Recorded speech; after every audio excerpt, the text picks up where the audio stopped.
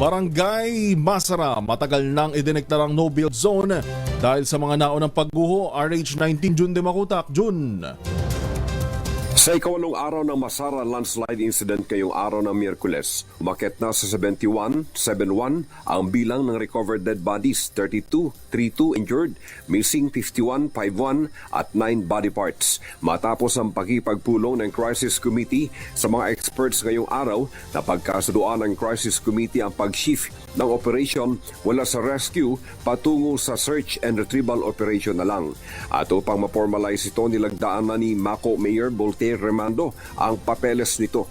Sa pahayag naman mula kay Davao de Oro 2nd District Congressman Roel Peter Gonzaga, sa ilalim ng rescue retrieval operation, very careful ang mga equipments at mga rescuer dahil ang hinahanap ay signs of life.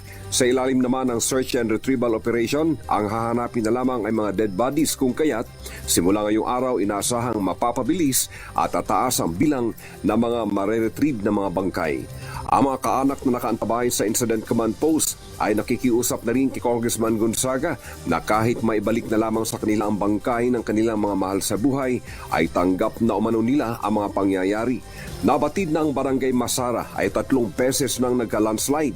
Ang una ay naganap noong August 6, 2007, ang pangalawa ay September 6, 2008, at sa pangatlong insidente ngayon, naganap naman ito ng February 6, 2024. Sa kabila umano ng pagdeklara sa Barangay Masara bilang no-build zone at sa pagbabawal ng tirahan, dahan-dahan pa rin umanong bumalik ang mga tao sa lugar upang manirahan. Dahilan na mas marami sa ngayon ang natabunan sa ikatlong insidente ng pagguho sa lugar. Mula sa kaununahan sa Pilipinas, DZRH, ako si RH19, Jun de Makutak, tuloy-tuloy sa pagbabalita, tuloy-tuloy na serbisyo, sama-sama tayo, Pilipino. Maraming salamat, Jun. Sugatan naman ang isang